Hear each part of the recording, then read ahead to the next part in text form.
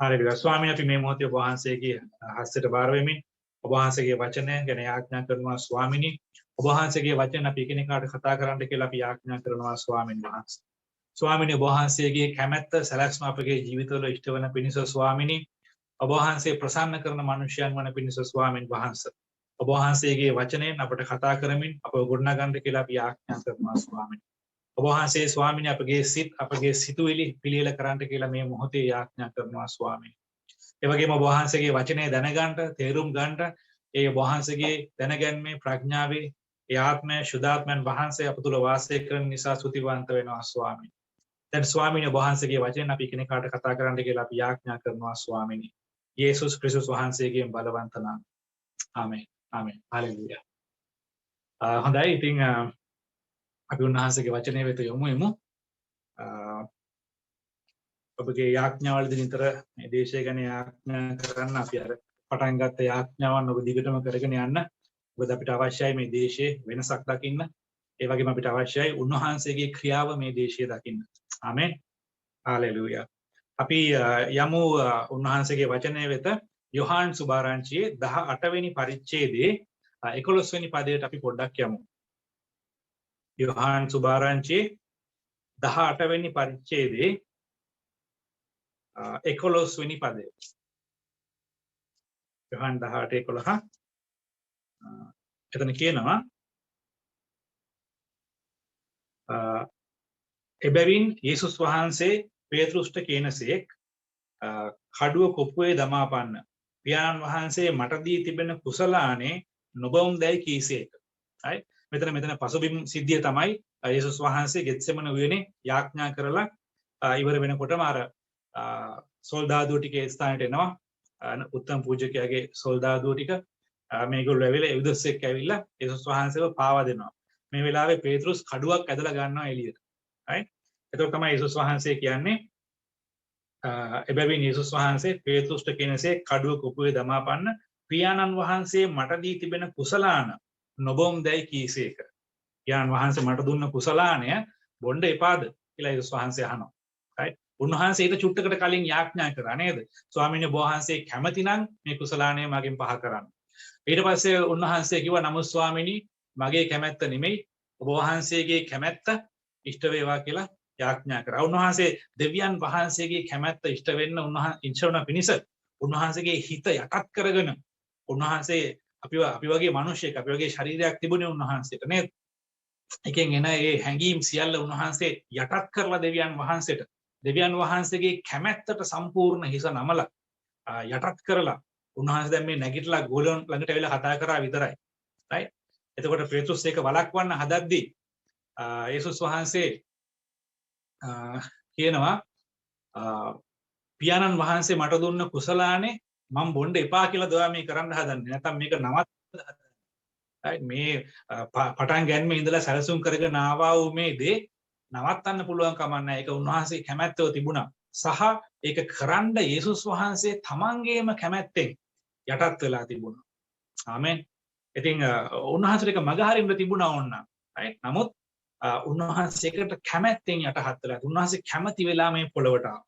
right ඉතින් ඒ නිසා යේසුස් වහන්සේ දැන් චුට්ටකට කලින් ඒ සාතන් ගෙනාපු ඒ පීඩාවල් පරීක්ෂාවේ සිදුවිලි මේ ඔක්කොම ජය අරගෙන ගෙස්සෙමනි වුණේ යේසුස් වහන්සේ නැගිට්ටේ. right ඊට පස්සේ උන්වහන්සේව දැන් මාංචු දාලා විලංගු දාලා උන්වහන්සේව අරන් යනවා. ඇත්තටම උන්වහන්සේ යන්නේ ජයග්‍රහණය ලබා ගන්න. හalleluya. ඒක පෙනෙන්නේ නැහැ ඒ විදිහට. පෙනෙන්න තිබුණේ ලොකු පරාජයක්. පෙනෙන්න තිබුණේ පරිසිවරු මුලින් ඉඳන්ම කුමන්ත්‍රණය කරලා ඒගොල්ලෝ යේසුස් වහන්සේට විරුද්ධව ජයගත්ත ස්වභාවයක්. right පෙනෙන්න තිබුණේ යේසුස් වහන්සේ කරපු දේවල් මේ පොළවේ ඉන්න කාලේ ඒ ගෝලියොත් එක්ක ඒ ඔක්කොම නතර වෙන්න යන ස්වභාවයක්. right අනිත් පේන්න තිබුණ දේ තමයි මේක ඉවරයි. වැඩේ දැන් හරියන්නේ නැහැ යේසුස් වහන්සේව අහු වුණා කියන තත්වයට.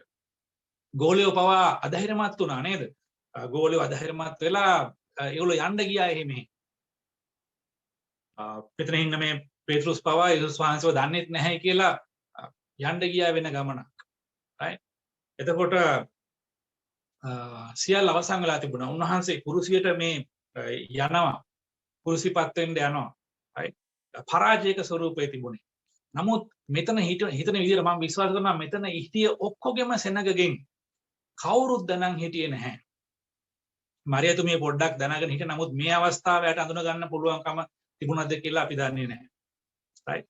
නමුත් යේසුස් වහන්සේ විතරයි දැනගෙන හිටියේ මේ සිද්ධ වෙන්නේ සැලැස්ම කියලා. මේ සිද්ධ වෙන්නේ දෙවියන් වහන්සේගේ කැමැත්ත කියලා. මේ සිද්ධ වෙන්නේ දෙවියන් වහන්සේ පොළොව පටන් ගැන්මේ ඉඳලා මිනිස්යාව හැදුව දවසේ ඉඳලා ඒ කාලවල තුල දිගටම සැලසුම් කරපු සැලැස්ම තමයි මේ සිද්ධ වෙන්නේ කියලා දැනන් හිටියේ යේසුස් වහන්සේ විතරයි.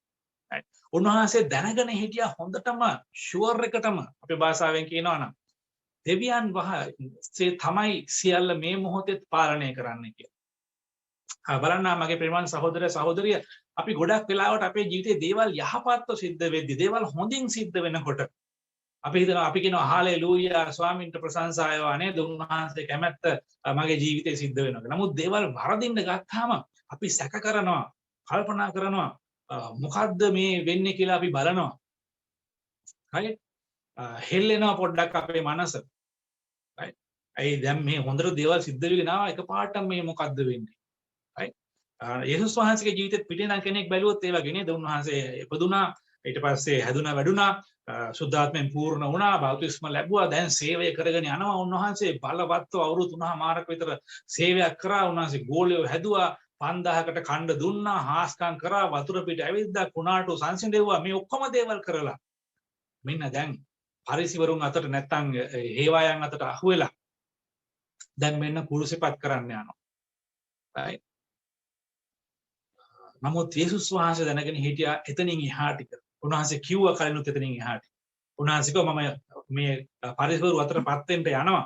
මම කුරුසිපත් කරන්න යනවා. හැබැයි ඊට පස්සේ තව ටිකක් උන්වහන්සේ දැනගෙන හිටියා. මොකද උන්වහන්සේ මලවුන්ගෙන් නැගිටිනවා කියලාත් උන්වහන්සේ දැනගෙන හිටියා. යේසුස් වහන්සේ දැනන් හිටියා මේ වෙලාවේ කන්ට්‍රෝල් කරන්නේ පාලනය කරන්නේ මගේ ජීවිතය දෙවියන් වහන්සේ කියන එක. ඒ වගේ අපේ ජීවිතෙත් අපි දැනගන්න ඕනේ ඒ හොඳ කාලෙදී වගේම අයහපත් කාලයක් ආවත් කන්ට්‍රෝල් කරන්නේ පාලනයේ ඉන්නේ දෙවියන් වහන්සේ කියන්නේ. හාලෙලූයා. යේසුස් වහන්සේ හොඳටම දැනන් හිටියා සාතන්ට උන්වහන්සේගේ ජීවිතේ කාරණා සම්බන්ධව පාලනයක් නැහැ කියන එකත්. දෙවියන් වහන්සේ තමයි පාලනයේ ඉන්නේ කියලා දැනන් හිටියා. ඒ වගේම සාතන්ට එයාගේ ජීවිතය ගැන යේසුස් වහන්සේගේ ජීවිතය ගැන පාලනයක් නැහැ කියලාත් උන්වහන්සේ දැනගෙන හිටියා.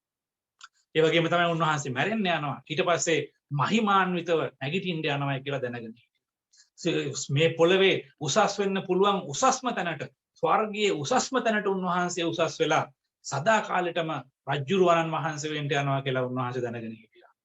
ඒ දේ දැනගෙන උන්වහන්සේ යටහත් වුණා දේව කැමැත්තට.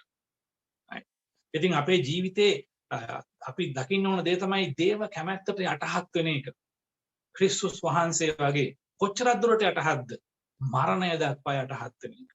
අපි යටත් වෙනවා උන්වහන්සේ ඉදිරියේ නැතුව නෙමෙයි. අපි යටත් වෙනවා අපි කැමැත්තෙන් යටත් වෙනවා ස්වාමිනී මගේ ජීවිතය ඔබ වහන්සේ කැමති දෙයක් කරන්න ස්වාමිනී. අපි ගොඩක් දෙනෙක් සේවයට එහෙම කැප වෙනකොට සේවයට එනකොට අපි කියනවා ස්වාමිනී ඕන දෙයක් කරන්න අපේ ජීවිතවල. ටිකක් දවස් එහෙම යනවා. අපි ටිකක් අමාරු කාලෙදී ස්වාමිනී මොකද්ද වෙන්නේ? මොනවද දැන් කරන්නේ? අයියෝ මේ මොකද වෙන්නේ? දෙවියන් වහන්සේ කැමැත්ත මගේ ජීවිතේ වෙන්නේ නැද්ද? මෙහෙම දේවල් අපි සමහර වෙලාවට කල්පනා කරන්න පටන් ගන්නවා. right? ඉතින් ඒ නිසා අපිට දකින්න පුළුවන් උන්වහන්සේ හැම වෙලාවකම දෙවියන් වහන්සේගේ කැමැත්ත මොකක්ද කියන කාරණය හිතේ ඇතුව උන්වහන්සේගේ කැමැත්ත ඇතුව දැනගෙන ක්‍රියා කරනවා කියන එක. හාලෙලූයා. හාලෙලූයා. හොඳයි මේ වෙලාවේ අපි තව බයිබල් පදයකට යමු. හේබ්‍රෙව් 10 වෙනි පරිච්ඡේදයේ.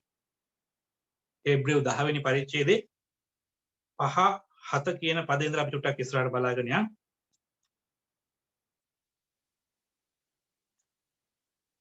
අපි ඉස්සරහට බලන්න යනවා ඇත්තටම යේසුස් වහන්සේ දැනන් හිටියා උන්වහන්සේගේ ජීවිතයේ දෙවියන් වහන්සේ පාලනය කරනවා. යක්ෂයාට කිසි පාලනයක් නැහැ. සහ ඉස්සරහට ඊළඟට වෙන්න යන්නේ මොකද්ද කියන එක. ඒ වගේ අපේ ජීවිතෙත් අපි දැනගන්න ඕන හැම වෙලාවෙම මම උන්වහන්සේට කැමැත්තෙන් යටහත් වුණා නම් උන්වහන්සේ කැමැත්ත මගේ ජීවිතේ වෙන්න කියලා අවංකව කිව්වා නම් මගේ ජීවිතේ සිද්ධ වෙන්නේ උන්වහන්සේ කැමැත්ත කියන. සාතන්ට අපේ ජීවිතවල ඕන දේවල් කරන්න බෑ කියන එක ඔබ දැනුවත් වෙන්න ඕන. පුළුවන් පීඩාවල් ගේන්න, කරදර ප්‍රශ්න ගේන්න. නමුත් අපි දිගටම දෙවියන් වහන්සේ තුළ විශ්වාසවන්තව යටහත්ව හිටියොත් ස්වාමින් වහන්සේ අපි මෙතනින් එහාට ගෙනියනවා. රයිට්. අපි යමු හේබ්‍රෙව් පොතට.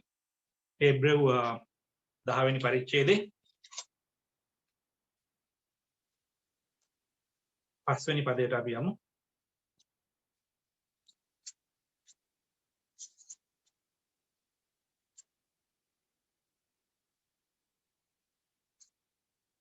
හේබ්‍රෙව් 10 වෙනි පරිච්ඡේදයේ 5 වෙනි පදය. එතන කියනවා එහෙයින් උන්වහන්සේ ලෝකයට එන කල කතා කර ඔබ පූජාවන්ටත් පඬුරටත් කැමති නොවි ශරීරයක් මට සූදානම් කරනසේක. මුළු දවන පූජාවලටත් පාප පූජාවලටත් ඔබ ප්‍රසන්න නොවූසේක. එවිට මම කතා කොට දෙවියන් වහන්සේ මෙන්න පොත් කාණ්ඩයේ ලියා තිබෙන ලෙස කියලා තියෙනවා.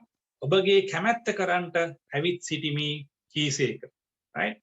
දැන් මෙතන කියනවා මොකද්ද පස්වෙනි පරිච්ඡේදයේ එහෙයින් උන්වහන්සේ ලෝකයට එන කල මේ ලෝකෙට එන්නේ යද්දි කවුද මෙහෙම ලෝකෙට ආවේ? යේසුස් වහන්සේ. right? යේසුස් වහන්සේ ලෝකෙට එන්න යනකොට උන්වහන්සේ කියනවා ඔබ පූජාවටත් පඬුරටත් කැමති නොවි ශරීරයක් මට සූදානම් කළසේක. මුළු දවන පූජාවලටත් පාප පූජාවලටත් ඔබ ප්‍රසන්න නොවූසේක. එවිට මම කතා කොට දෙවියන් වහන්සේ මෙන්න ඔබගේ කැමැත්ත කරන්ට ඇවිත් සිටිමි කීසේක. ඊළඟට කියනවා විවස්ථාවේ හැටියට ඔප්පු කරන පූජාවලටත් පඬුරටත් මුළු දවන පූජාවලටත් පාප පූජාවලටත් ඔබ කැමතිවන්නේවත් සතුටු වන්නේවත් නැතයි ඉහත කීපසු මෙන්න ඔබගේ කැමැත්ත කරන්ට මම ඇවිත් සිටිමි උන්වහන්සේ කීසේක. උන්වහන්සේ දෙවනි එක පිළිටුවන පිණිස පළමුවෙනි එක අහක් කරනසේක. අපි ඒ ගැන පස්සේ දවසක කතා කරමු. මෙතන යේසුස් වහන්සේ ගැන කතා කරන්නේ උන්වහන්සේ කියනවා දෙවියන් වහන්සේට කියන ඔබ පූජාවලට කැමති නැහැ, පඬුරු වලට කැමති නැහැ, දවන පූජාවලට ප්‍රසන්න නැහැ. right? මෙන්න මම ඇවිල්ලා ඉන්නවා ඔබ වහන්සේගේ කැමැත්ත කරන්න. ආමෙන්. මනුෂ්‍යයන් නොඑක ආකාර විදිහට පූජාවන් ඔප්පු කරා මේ පොළවේ. දෙවියන් වහන්සේ කියපු විදිහට කරනවා වගේ තමයි පේන්නට තිබුණේ. හැබැයි ගොඩාක් දේවල් ඒ අයට අවශ්‍ය විදිහට චාරිත්‍රවලට අනුව නොඑක් දේවල්ට අනුව ඒගොල්ලෝ වෙනස් කරගෙන තිබුණා. right? එතකොට දෙවියන් වහන්සේ මේ පූජාවලට ප්‍රසන්න වුණේ නැහැ. යේසුස් වහන්සේ කියනවා මෙන්න ඔබ වහන්සේගේ කැමැත්ත කරන්න මම ඇවිල්ලා ඉන්නවා. ඔබ දන්නවද බයිබලයේ අපි දන්නවා ඕන තරම් තැන්වල කියනවා උන්වහන්සේ පූජාවට වඩා කීකරුකමට කැමතියි. right?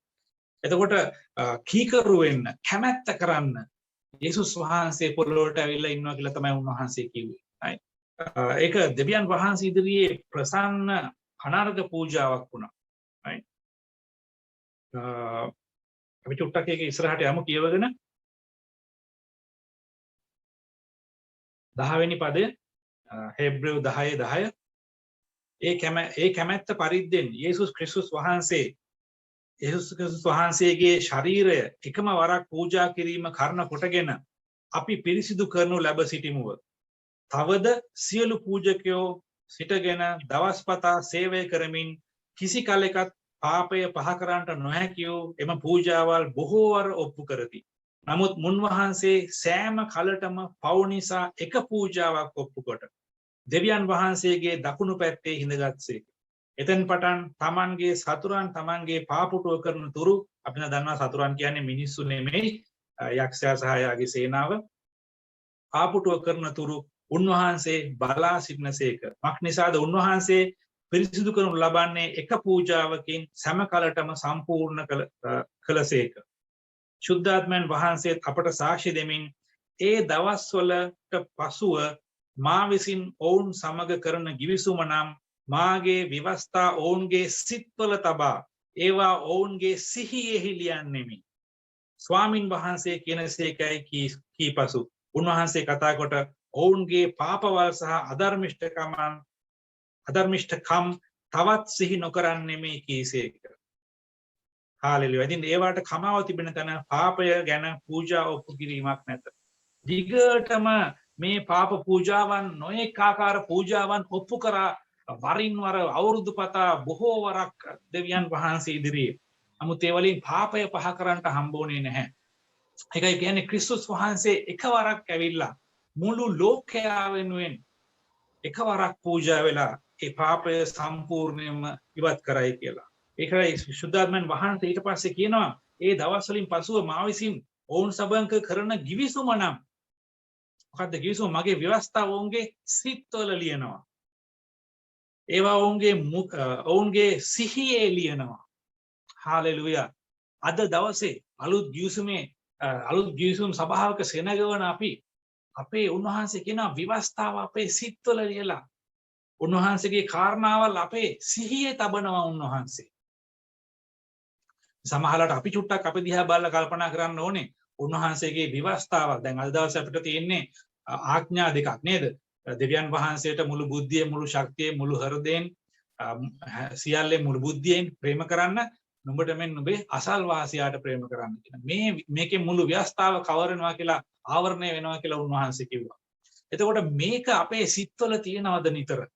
මේ දේවල් අපේ කොහෙද ඊළඟට කිව්වේ සිහියේ තියෙනවා නේද? ඒවා ඔවුන්ගේ සිහියේ ලියන්නේ සිහි කල්පනා අපේ කල්පනාවේ නිතර මේ දේවල් තියෙන්න යනවා. තියනවාද එහෙම අපේ ජීවිතවල? අපි චුට්ටක් ඒ ගැන කල්පනා කරන්න ඕන.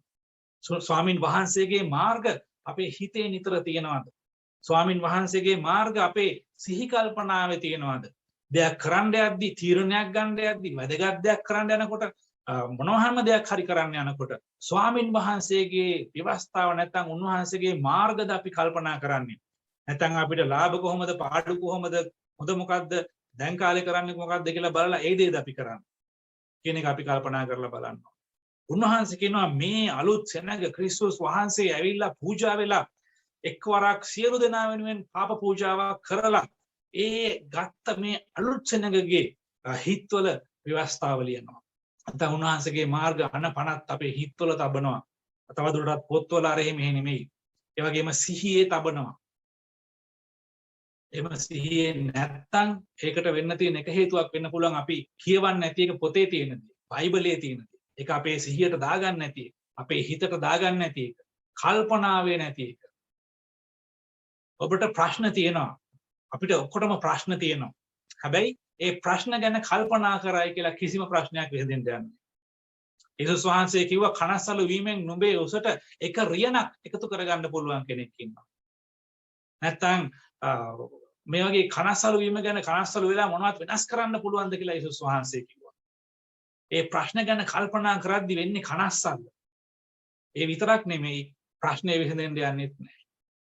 නමුත් ඔබගේ සිහි කල්පනාවේ දෙවියන් වහන්සේගේ මාර්ග ක්‍රම ඔබගේ සිහියේ ඔබ තබා ගන්නවා නම් එහෙනම් ඔබගේ ජීවිතය පුදුමාකාර විදිහට වෙනස් වෙන්න යනවා. ආශිර්වාදමත් වෙන්න යනවා. සමාදානයෙන් පිරි ජීවිතයක් වෙන්න යනවා. එළියේ කොච්චර ලෙඩ රෝග අසමාදානය තිබුණත් ඔබගේ ඇතුලේ සමාදානය තියෙන්න යනවා. හාලෙලුයා. ඔබට බලාපොරොත්තුවක් තියෙන්න යනවා. ඒ ඔබගේ බලාපොරොත්තුව සමහරට ඔබගේ අසල්වාසීන් දකින්න යනවා. වෙනස් වෙන්න යනවා එයාගේ ජීවිත. ඒක සාක්ෂිමත් ජීවිතයක් වෙන්න යනවා. හාලෙලුයා. එතකොට උන්වහන්සේ කියනවා ඒක මම ලියනවා එයාගේ හදවත්වල ඔවුන්ගේ පාපවල සහ අධර්මිෂ්ඨකම් තවත් සිහි නොකරන්නේ. උන්වහන්සේ කියනවා ඒගොල්ලොන්ගේ ඇතුළෙම මම ලියලා තියෙන්නේ මගේ ව්‍යවස්ථාව. ඒගොල්ලොන්ගේ අධර්මිෂ්ඨකම් මම සිහි කරන්නේ. හාලෙලුයා. බයිබලයේ කියනවා උන්වහන්සේගෙන් පාපයට කමාවත් රැස්මත් ලැබුවොත් නැත්තේ ආශිර්වාද ලද්දේ. ඒකට අපි ආශිර්වාද ලද්දන උන්වහන්සේ තුල. උන්වහන්සේ අපේ පාපයන් තවත් සිහි කරන්නට යන්නේ නැහැ. හාලෙලුයා. රයිට්. එතකොට අපි යමු ඊළඟට රෝම 5 වෙනි පරිච්ඡේදයේ 19 වෙනි පදයට. එතකොට මතක තියාගන්න මෙතන අපි බලපු ප්‍රධානම දේ තමයි යේසුස් වහන්සේ දෙවියන් වහන්සේ පූජාවලට ප්‍රසන්න වෙලා හිටියේ නෑ. යේසුස් වහන්සේ කිව්වා මෙන්න මම ඇවිල්ලා ඉන්නවා ඔබ වහන්සේගේ කැමැත්ත කරන්න. ඔබ වහන්සේගේ කැමැත්ත කරන්න. ඒක තමයි යේසුස් වහන්සේගේ පූජාව උනේ. ඒ කැමැත්ත කිරීම, කීකරු වීම උන්වහන්සේට අනර්ග ප්‍රසන්න දෙයක් වෙනවා. හාලෙලුයා. රෝම 5:19.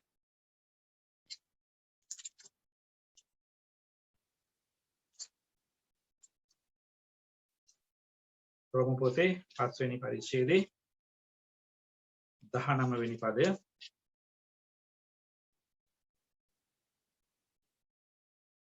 එතන කියනවා මක්නිසාද එක මිනිසෙකුගේ අකීකරුකම කාරණ කොටගෙන බොහෝ දෙනා පෞකාරයන් කරනු ලැබුවාසේම එක්කෙනාගේ කීකරුකම කාරණ කොටගෙන බොහෝ දෙනා ධර්මිෂ්ඨකම් ලබන්නේ.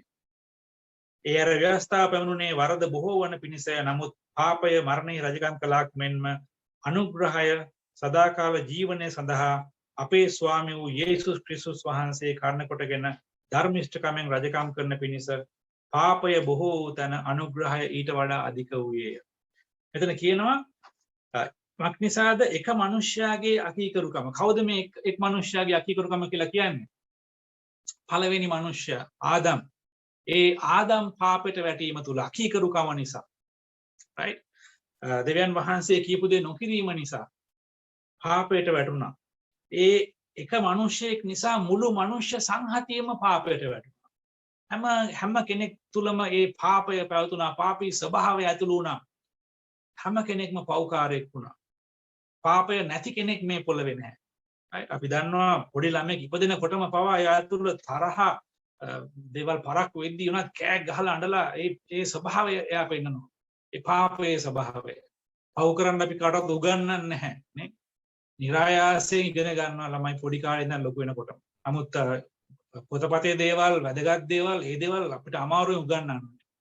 මොකද අර ඇතුළේම පෞකාර ස්වභාවය තියෙන නිසා ඒ දේවල් ඉබේම වගේ ඒගොල්ලෝ ඉගෙන ගන්නවා. පාපී ස්වභාවය නිසා. එතකොට එක මිනිසෙක් නිසා මුළු මනුෂ්‍ය සංහතියට පාපය ආවා වගේ එක ධර්මිෂ්ඨ ක්‍රියාවක් කරනකොටගෙන ජීවනයේ ධර්මිෂ්ඨ කිරීම පිණිස දීමනාව සියලු මනුෂ්‍යයන් කෙරෙහි වූයේ. මේ එක ධර්මිෂ්ඨකම කියලා කියන්නේ ක්‍රිස්තුස් වහන්සේගේ පූජාව, ක්‍රිස්තුස් වහන්සේගේ කීකරුකම, ආදම්ගේ අකීකරුකම, ඒකෙන් පාපය ඇතුළු වුණා. ක්‍රිස්තුස් වහන්සේ මරණය විඳින්න කීකරු වීම තුළ ධර්මිෂ්ඨකම ආපහු පිහිටුවන ලැබුවා උන්වහන්සේ. පව්කමාව ලැබුණ මනුෂ්‍යයන්. එතකොට බලන්න එක කෙනෙක්ගේ අකීකරුකමින් සියල්ලන් පව්කාරයන් වුණා වගේ ක්‍රිස්තුස් වහන්සේගේ උතුම් කීකරුකම තුලින් උන්වහන්සේ කෙරෙහි අදහන ඒ ඉතුරු පරම්පරාව ඉතුරු හැමෝටම පාපයෙන් මිදෙන්න හැකියාව හම්බෙලා තියෙනවා. තර්කයක් නේද? ඒ තර්කය හරියට කියනවා දෙවියන් වහන්සේගේ එක්කෙනෙක් නිසා පාපය ආවා. එක්කෙනෙක් නිසා නැති වෙන්නත් පුළුවන්. හාලෙලූයා. හාලෙලූයා. ඒතර උන්වහන්සේ ඔය දෙක බලන්න කලින් අපි යමු පොඩ්ඩක් පිලිපි පොතට. අපිට ඉක්මනට බයිබල් පද බලමු. පිලිපි 3 වෙනි පරිච්ඡේදයේ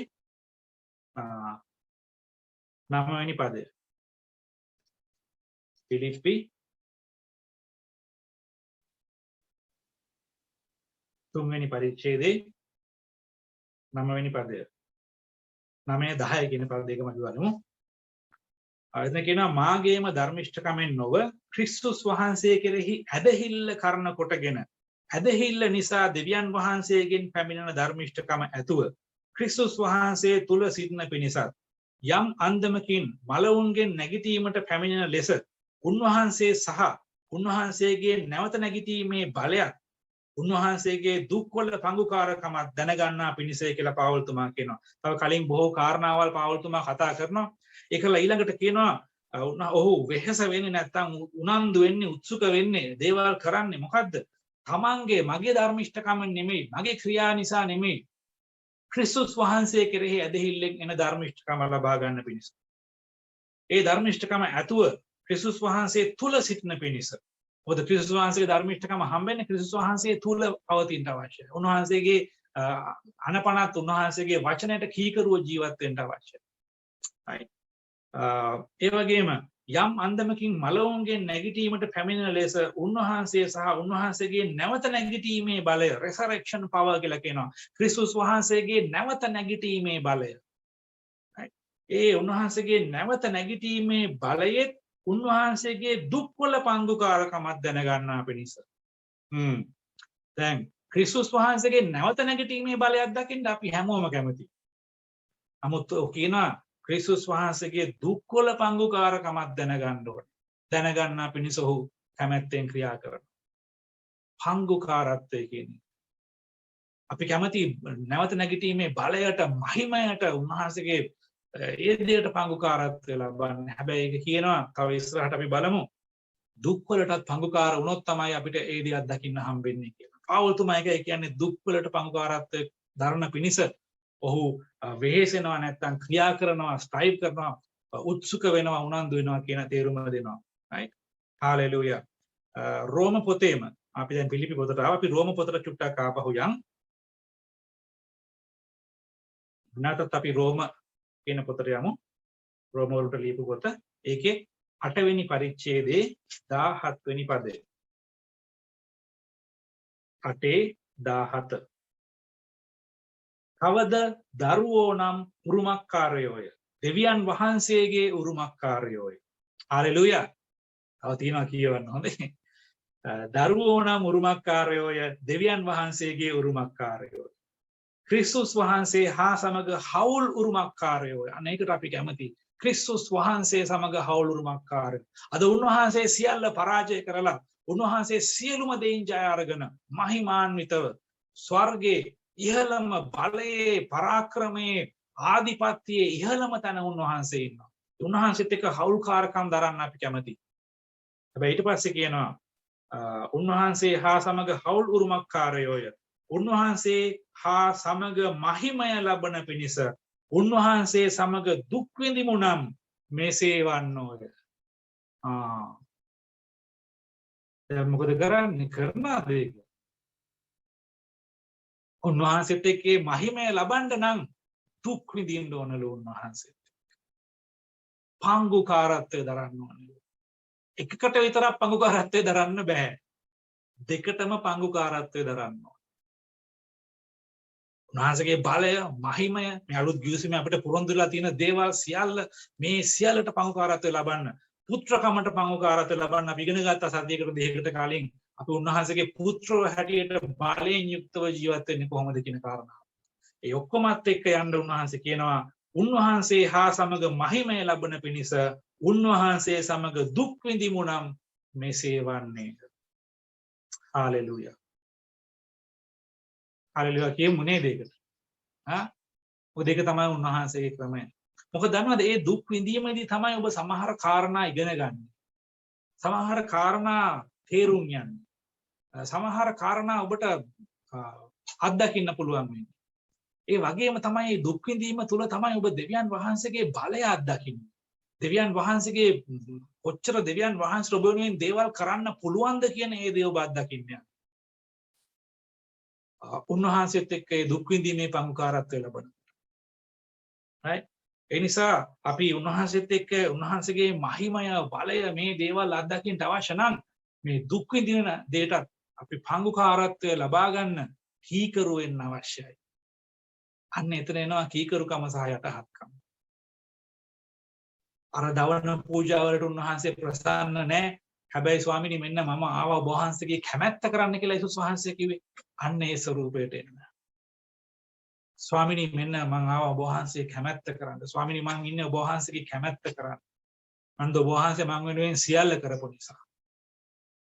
අන්නේ යටහත්කමට කීකරුකමට අපි එන්න අවශ්‍යයි. හalleluya. ඒ නිසාද බොහෝ සභාවන් බොහෝ ඉගැන්වීම් තියෙනවා මේ පොළවේ. ක්‍රිස්තියානි සභාව තුල. right? කතා කරන්නේ උන්වහන්සේගේ බලය, මහිමය, ප්‍රොෆෙසි, අනාගත වාක්‍ය, අරවා මේවා මේ දේවල් මිනිස්යන්ට පෙන්නනවා අමුතුම නිකන් අර සුරංගනා ලෝකයක වගේ අමුතු දේවල් ටිකක්. ටිකක් කාලේ ඒගොල්ලෝ ඒවා පස්සේ දුවලා හති වැටිලා ඇයි ඒගොල්ලෝගේ ජීවිතවල ඒවා අත්දකින්න හම්බෙන්නේ නැහැ. ඇයි? ඒගොල්ලෝ දුක් විඳීමේ පංගුකාරත්වය කියන රහස දන්නේ නැහැ. එකක් දිහා විතරක් බලාගෙන යනවා. නමුත් ඒක ලබන්න නම් මේක ලබන්න ඕනේ. දුක් විඳීමේ පංගුකාරත්වය තුලින් යන්න අපිව හැදෙන්න අර මැටි පිට වගේ අපිව හැදෙන්න ඒ දේවල් තුලින් ගමන් කරන්න තියෙනවා. ඒකයි ඔබ ඕනම දේව සේවකෙක්ගේ දේව දාසයෙක්ගේ ජීවිතය දිහා බැලුවොත් දුක් විඳීම් තුලින් ගිය කාලයක් ඒගොල්ලෝගේ ජීවිතවල අනිවාර්යෙන් තියෙනවාමයි. එහෙම තියෙනවා නම් අපිට දකින්න පුළුවන් ඔහු දැන් දෙවියන් වහන්සේගේ නැවත නැගිටීමේ මහිමය බලය තුල ඔහුගේ සේවය නැත්නම් ඔහුගේ ජීවිතය ගත කරන මිනිසයන් පවුල අපිට දකින්න පුළුවන්. ඒ දෙකටම පංගුකාරත්වය දරන්න අවශ්‍යම වෙනවා. අපි යමු තිමෝති පොතට. 2 තිමෝති පොතට. හalleluya.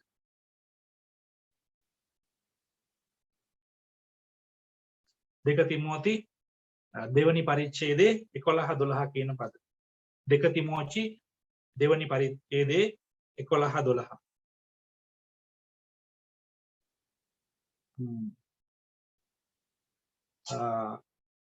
මේක විශ්වාස වූ කීමක්ය. අපි උන්වහන්සේ සමග මැරුණෙමු නම් උන්වහන්සේ සමග ජීවත් වන්නෙමු. අපි ඉවසමු නම් උන්වහන්සේ සමග රජ කරන්නෙමු. අපි උන්වහන්සේ නාඳුනමි කියමු නම් උන්වහන්සේ නුඹලා නාඳුනමි කියනසේක. අපි අවිශ්වාස වුණත් උන්වහන්සේ විශ්වාසව සිටිනසේක. මක්නිසාද තමන් වහන්සේගේ වචනය බොරු කරන්නට උන්වහන්සේට බැරිය. හාලෙලූයා. බලන්න උන්වහන්සේ කියනවා මේක විශ්වාස කීමක්. මොකද්ද? අපි උන්වහන්සේ සමග මැරුණෙමු නම්. මෙතන කියන්නේ අපිට ගිහිල්ලා ෆිසිකලි උන්වහන්සේත් එක්ක මැරෙන්න බෑනේ. දැන් උන්වහන්සේ මිය ගිය අවුරුදු 2000කට කලින්නේ නේද? මෙතන කියන්නේ උන්වහන්සේගේ කැමැත්ත කරන පිණිස මට මගේ තමකමට මැරෙන්න පුළුවන් නම්, මගේ කැමැත්තට මට මැරෙන්න පුළුවන් නම්, මගේ කැමැත්ත පැත්තකට දාලා ස්වාමීනි ඔබ වහන්සේගේ කැමැත්ත කරනවා කියලා යේසුස් වහන්සේ කිව්වා වගේ කියන්න පුළුවන් නම් අනිත් තමයි අපි තමකමට මැරෙනවා වෙන්නේ. තමකමට මැරිලා මදි එකපාරක්. නේද? සමහරව අපි සමහර දේවල්වලට තමකමට මැරෙනවා. කොහේ හරි යාඥා රැස්වීම හරි කොහෙද හරි අපි තමකමට මැරෙනවා ස්වාමීනි කියලා. ස්වාමීනි මගේ දේ අතාරිනවා කියලා ඇත්තටම අතාරිනවා. කරලා යනවා. හැබැයි ටික කාලයක් යද්දී ආපහු ඒව එකතු කරගෙන. ඒකයි උන්වහන්සේගේ වචනේ කියන්නේ දිනපතා මාංශේ කුරුසිපත් කරා. දිනපතා තමකමට මැරෙන්න. right? මොකද ඊයේ ඒක අපි අපේ කැමැත්ත අතහැරලා කියලා අද අපේ කැමැත්ත මාංශයේ ආසාවල් එන්නේ නැතුව තියෙන්නේ. ඒවා එනවා. ආයෙ මැරෙන්න ඕනේ. තමන්ගේ කැමැත්ත අත්හරිනවට තමයි තමකමට මැරෙනවා කියන්නේ. අපි දවසක වෙනම ඉගෙන ගන්න මේක ඉතාම වැදගත් කාරණයක්. ඔබට සාර්ථක ක්‍රිස්තියානි ජීවිතයක් ගත කරන්න ඕන නම් තමන්ගේ කැමැත්තට මැරෙන්න ඉගෙන ගන්න ඕනේ. හාලෙලූයා. වෙන ක්‍රම නැහැ ඒවට. කෙටි මාර්ග නැහැ.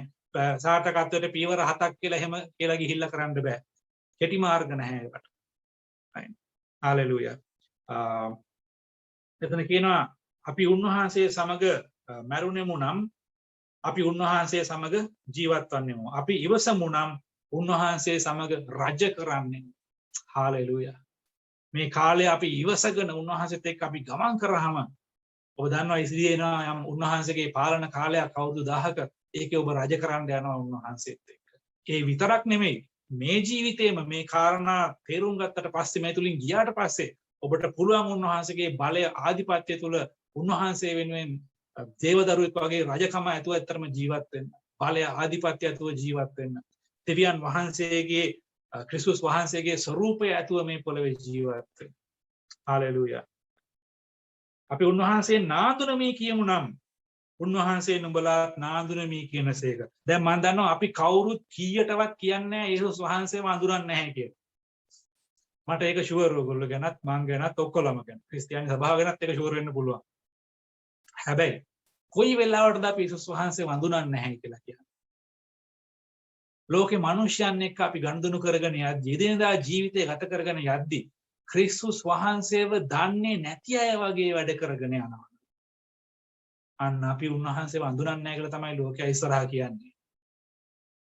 right? මම ඒක වැඩි විස්තර කරලා දෙන්න යන්නේ නැහැ මේ වෙලාවේ. අපි මිනිස්සු එක්ක හැසිරෙනකොට ක්‍රිස්තුස් වහන්සේව දන්නේ නැති අය වගේ ක්‍රිස්තුස් වහන්සේගේ ස්වરૂපය උන්වහන්සේගේ ක්‍රමය විදිය නැතුව අපි මේ පොළවේ හැසිරෙනවා නම් අපි වැරදි කරනවා නෙමෙයි වෙන්න පුළුවන්. කරන්නේ හොඳ දේවල් වෙන්න පුළුවන්. නමුත් ක්‍රිස්තුස් වහන්සේගේ ක්‍රමය උන්වහන්සේගේ විදිය උන්වහන්සේගේ දයාව අනුකම්පාව නැතුව නම් මේ දේවල් වෙන්නේ. අපි කියන්නේ අපි උන්වහන්සේව අඳුරන්නේ නැහැ කියලා තමයි ලෝකයා ඉදිරියේ. ඒක භයානකයි. උන්වහන්සේ කියනවා උන්වහන්සේත් අපි අඳුරන්නේ නැහැ කියනවා. ඒක පරිස්සම් වෙන්න ඕන. ඔබ ක්‍රියා කරද්දී සමහරට ඔබ කඩේට යද්දි වෙන්න පුළුවන්. වෙන දෙයකට යද්දි රැකියාවට යද්දි ඔබ ව්‍යාපාරයේදී අසල්වාසීන් ආශ්‍රය කරද්දී මේ හැම දෙයකින්ම පෙනෙන්න ඕනේ. ඔබ කියන්න ඕන නෑ මම ක්‍රිස්තුස් වහන්සේ අඳුරනවා කියලා. පෙනෙන්න ඕනේ ඔබ ක්‍රිස්තුස් වහන්සේ අඳුරන කෙනෙක්. හාලෙලූයා. right. එතකොට උන්වහන්සේත් එක්ක දුක් විඳිනවා නම් උන්වහන්සේත් එක්ක රජ කරන්න පුළුවන්. හාලෙලූයා.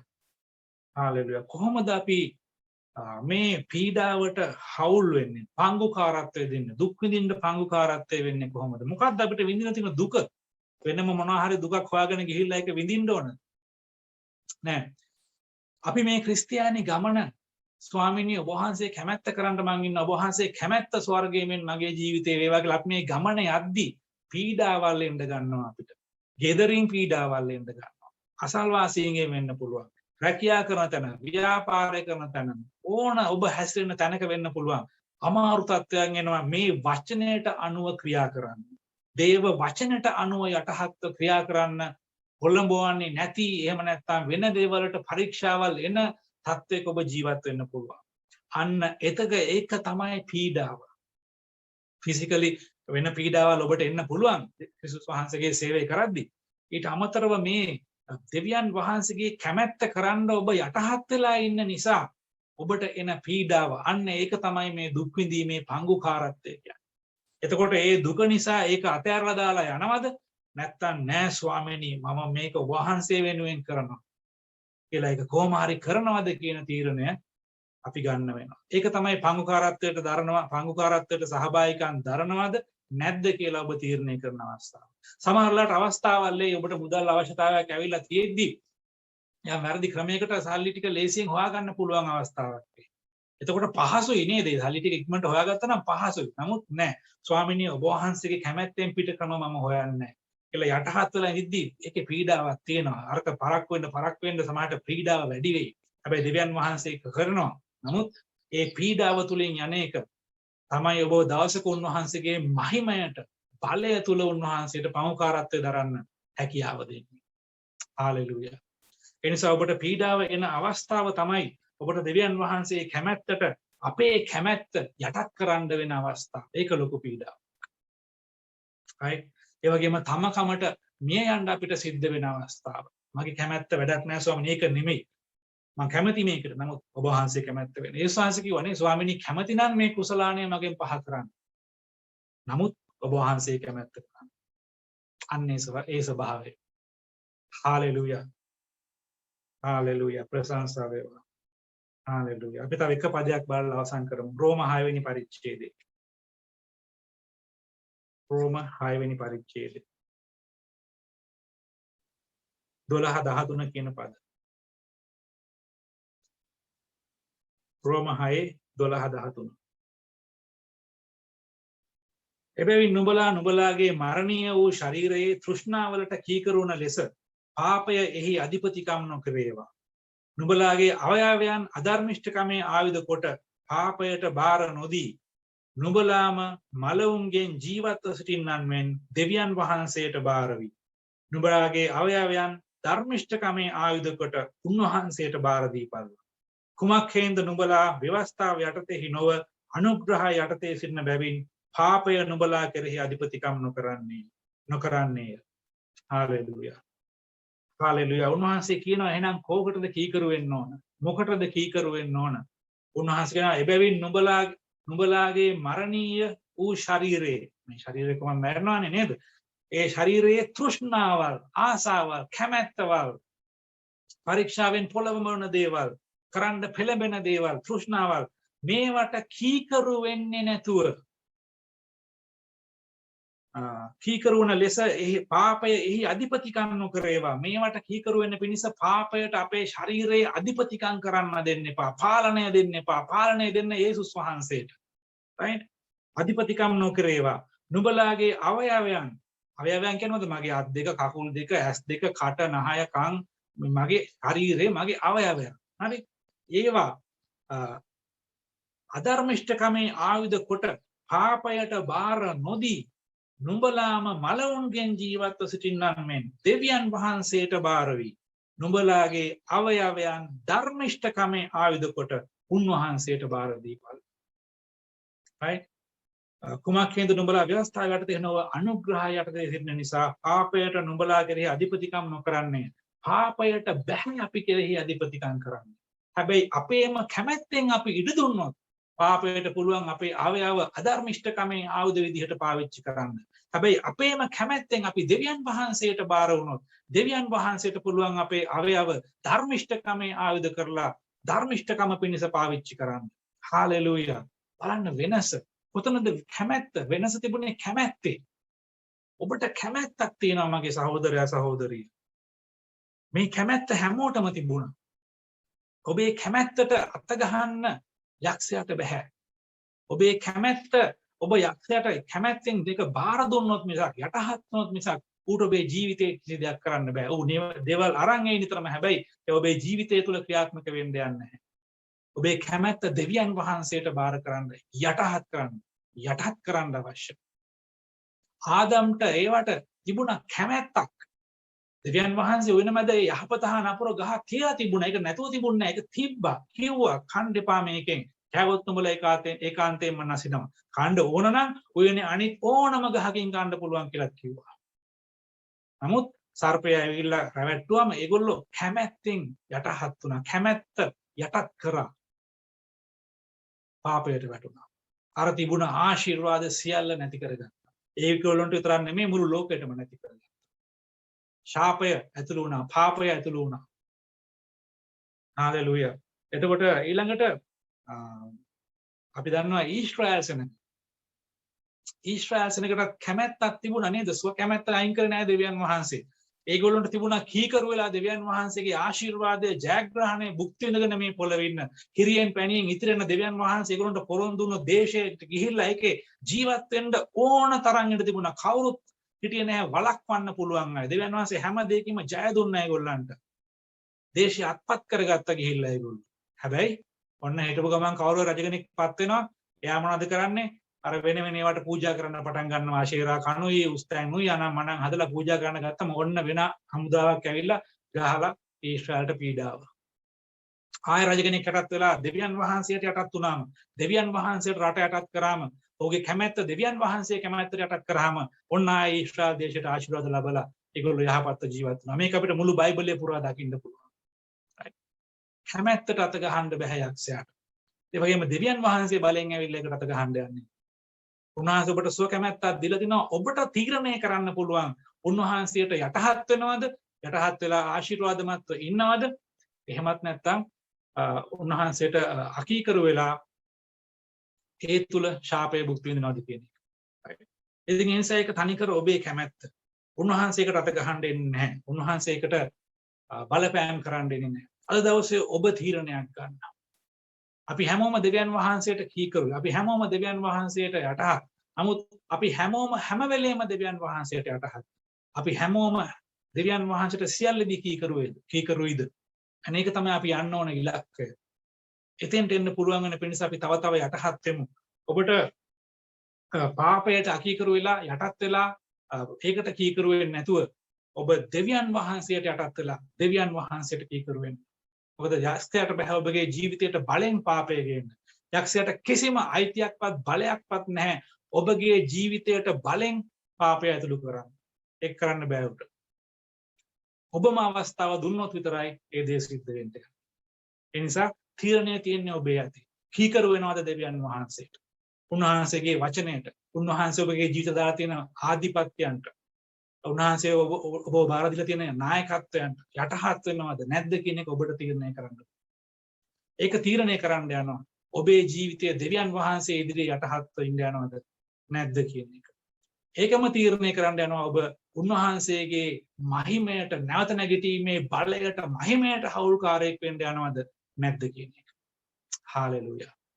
ඉතින් මේ දේ තුල හරියට සමබරව උන්වහන්සේ ක්‍රිස්තියානි ජීවිතය ගත කරන්න අපි තීරණය ගමු උත්සාහ කරමු. අපි ආඥා කරමු. හාලෙලූයා. ස්වාමීනි අපි ඔබ වහන්සේට සියලු ගෞරවය මහිමය දෙනවා ස්වාමීනි. ඔබ වහන්සේගේ වචනේ පරිදි ස්වාමීනි ඔබ වහන්සේ ඉදිරියේ යටහත් වෙන්න, කීකරු කමින් යටහත් වෙන්න. ස්වාමීනි අපගේ ශරීරයේ අවයව ඔබ වහන්සේට කීකරු ධර්මිෂ්ඨකමේ ආයුධ කොට බාර දෙන්න. ස්වාමීනි ඔබ වහන්සේ තුල ඒ ඔබ වහන්සේගේ නැවත නැගිටීමේ මහිමය බලය අත්දකින්න පිණිස ඔබ වහන්සේගේ දුක් විඳීමේ පංගුකාරකමට හවුල්කාරයන් වෙන්න අපට එකිනෙකාට මඟ පෙන්වන්න ස්වාමීනි. හාලෙලූයා. ප්‍රශංසා වේවා. ඔබ වහන්සේම අපි එකිනෙකාගේ මනසට කතා කරන්න මේ මොහොතේ ස්වාමීනි. මේ සියල්ලෙන් ඒ පූජාවලට ප්‍රසන්න නැති ඔබ කැමැත්ත කරනවට කීකරුකමට ප්‍රසන්න ඔබට ඔබව ප්‍රසන්න කරන්න අපට උපකාර කරන්න ස්වාමීනි. හාලෙලූයා. ඔබ වහන්සේ ප්‍රසන්න කරන සෙනගක් වෙන්න, ඔබ වහන්සේ ප්‍රසන්න කරන සභාවක් වෙන්න අපට උපකාර කරන්න ස්වාමීනි. හාලෙලූයා. ප්‍රශංසා වේවා, මහිමය වේවා, ගෞරව වේවා ස්වාමීනි. අද දවස ගැන අපි ඔබ වහන්සේට ස්තුතිවන්ත වෙනවා මේ මොහොතේ ස්වාමීනි. අපට ප්‍රශංසාවෙන් නමස්කාරයෙන් මඟ පෙන්වන පාස්ටර් විවියන් සිස්ටර් කුමාරි ඇතුළු ඒ හැම කෙනෙක් නිසා ස්තුතිවන්ත වෙනවා ස්වාමීනි. ඒ වගේම ස්වාමින් වහන්සේ අද දවසේ ඔබ වහන්සේ ඉදිරියේ රැස් වෙලා ඔබ වහන්සේගේ වචනය අහන්න ඔබ වහන්සේට ස්තුති ප්‍රශංසා කරන්න තුන කරුණාව ගැන ස්තුතිවන්ත වෙනවා ස්වාමීනි. මේ මොහොතේ ස්වාමිනි අපි එක්සිට මේ ශ්‍රී ලංකා දේශය ඔබ වහන්සේගේ හස්තයට බාර කරනවා. ස්වාමිනී ඔබ වහන්සේගේ කරුණාව අනුග්‍රහය මේ දේශය කෙරෙහි වගුරවන්න. ස්වාමිනී ඔබ වහන්සේ මේ දේශයේ හැම මිනිසියෙකුට ප්‍රේම කරමින් ඔවුන්ගේ පාපයේ මිලය දැනටමත් ගෙවා අවසන් නිසා ස්තුතියි. ඒ පණිවිඩය අරගෙන මේ මිනිස්යන් වෙත යන්න මේ ලොක්ඩවුන් කාලේ මේ ස්වාමිනී ප්‍රශ්න තිබෙන කාලේ ඔබ වහන්සේගේ සභාවට මඟ පෙන්වන්න අලුත් ක්‍රම ප්‍රඥාව දෙන්න කියලා අපි යාඥා කරනවා ස්වාමිනී.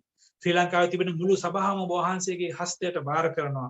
ක්‍රිස්තුස් වහන්සේගේ ඒ සුභාරංචිය රැගෙන මේ දේශයේ මිනිස්යන්ට ගිහිල්ලා වුණ නිදහස් කරන්න ඔබ වහන්සේ ආශිර්වාද කරන්න ස්වාමීනි. මේ දේශයේ නායකයන් පාලකයන් ඔබ වහන්සේගේ හස්තයට බාර කරනවා ස්වාමීනි.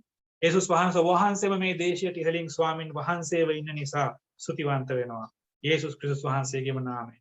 ඒ වගේම ස්වාමීනි මේ දේශය තුල කොරෝනා රෝගයෙන් පීඩා විඳින ICU වල ඉන්න නෑදෑ හිතමිතුරන් අහිමි වුණ ඒ සෙනග අපි මේ මොහොතේ සිහිපත් කරනවා. ස්වාමිනී ඔබ වහන්සේ උන්ට සහනයක් වෙන්න සමාදානයක් වෙන්න කියලා අපි උන් ඔබ වහන්සේගේ හස්තයට බාර කරනවා.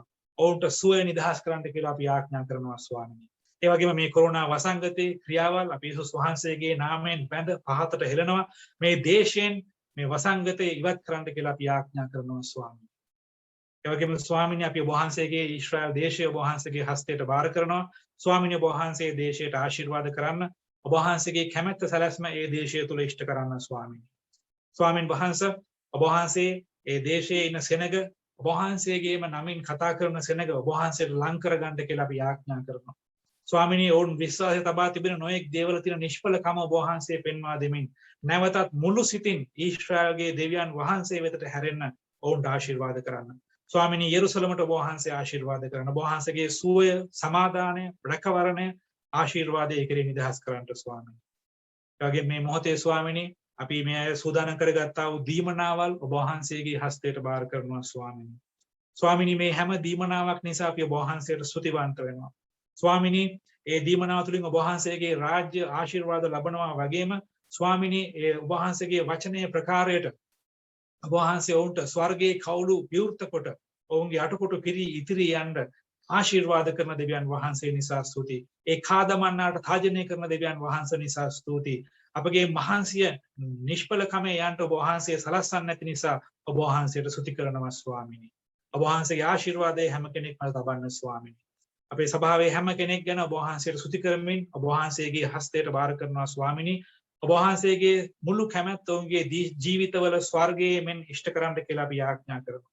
ඔබ වහන්සේගේ සුවය, සමාදානය, රැකවරණය, ආශිර්වාදය ඔවුන් කෙරෙහි නිදහස් කරනවා ස්වාමීනි. යේසුස් ක්‍රිස්තුස් වහන්සේගේ බලවන්ත නාමයෙන්.